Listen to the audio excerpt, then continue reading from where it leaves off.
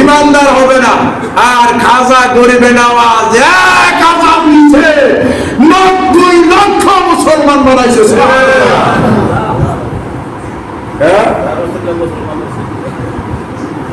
অজয় ফল জাদু মন্ত্র দিয়ে ফাত্তর ছাড়ছে, তার আগর পাহাড়ে যা ব্যাপক করবি যাইয়া দেখবি এখনো ফাত্তরটা এইভাবে শূন্যের মধ্যে আছে। সুবহানাল্লাহ।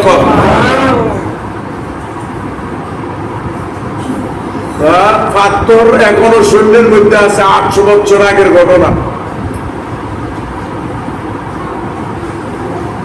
বেয়াদবির তো একটা সীমানা থাকা লাগে, ঠিক কিনা? আল্লাহ পর্যন্ত আল্লাহর ওলিদের পক্ষে, কে পর্যন্ত কি করেন? আল্লাহর ওলিদের পক্ষে আল্লাহ আছে। আল্লাহ ডাইরেক্ট কইনা রাহমাতুল্লাহ কারিবুম মিনাল মুহসিনিন, আমার রহমত আছে আমার প্রিয় বন্ধু যারা ওলি আছে তার কাছে। সুবহানাল্লাহ। আল্লাহ ডাক দিয়া কই ইয়া আইয়ুহাল্লাযিনা আমানুত্তাকুল্লাহ ওয়া কুনু মা'আস সাদিকিন, তোমরা আমার সত্যবাদীদের সঙ্গ ধরো। সুবহানাল্লাহ। এরা ওলিদের বিরুদ্ধে চারণ করে। এরপরে কয় আলা ইন্না আউলিয়া আল্লাহ লা খাউফুন আলাইহিম ওয়া লা হুম ইয়াহজানুন, তারা দুনিয়া তো চিন্তা নাই, আখিরাত তো চিন্তা নাই। সুবহানাল্লাহ।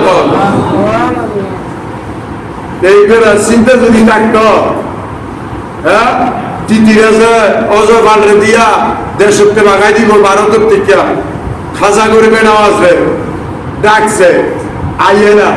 অজয় বালে ডাক দিয়া কয় এই মুসলমানের দল বাগছে, ডরে পলাইছে, এখন আর বিজয় নিশান উড়ে এলাইছে, ডিক্লেয়ার দিয়ে লাইছে তিতিরাজে।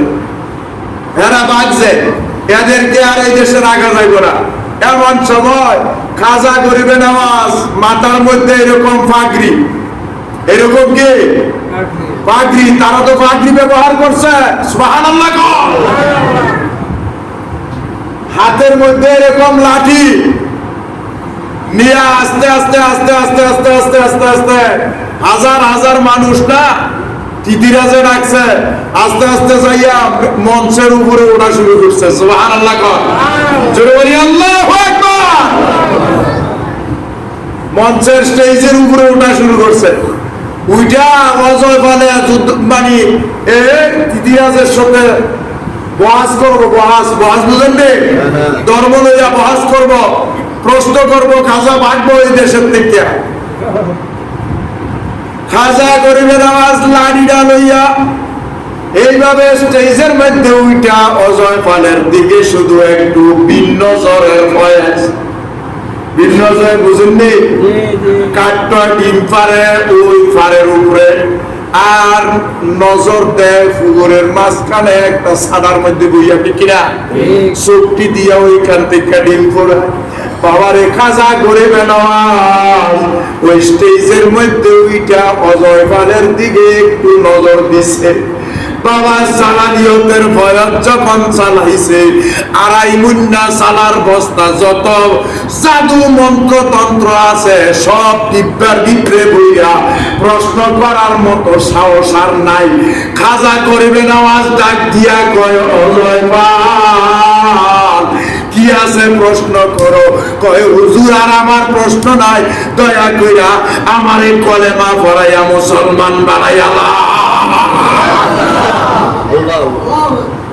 বেয়াদব বলবি তিকস বুয়া বুয়া খাজা বুয়া। হ্যাঁ,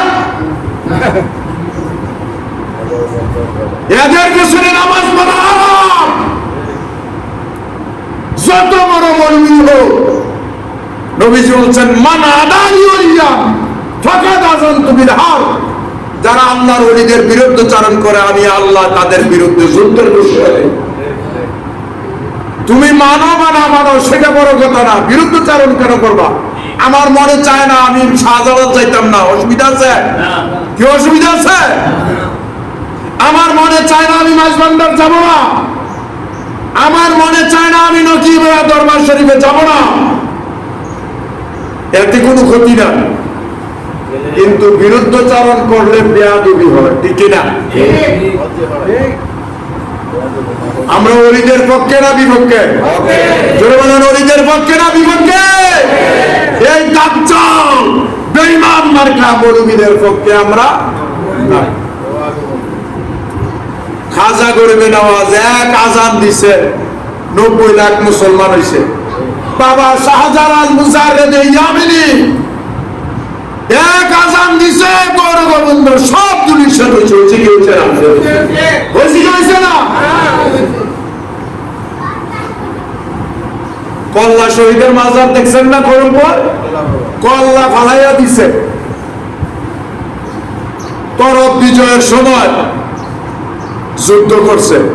আমার পূর্বপুরুষ শাহ সৈয়দ কবির কাফন দেয় নাই, দাফন দেয় নাই, অটোমেটিক মাটির নিচে গেছে। তারা এমনি উঠেছে গুলালুমার গাউলিয়াছিল তারা। আল্লাহ যেন হেদায়েত নসিব করে, সকলে বলি আমিন। আমরা কি ওলিদের বিরুদ্ধে চারণ করবো? কে কে ওলিদের পক্ষে একটু হাত তুলে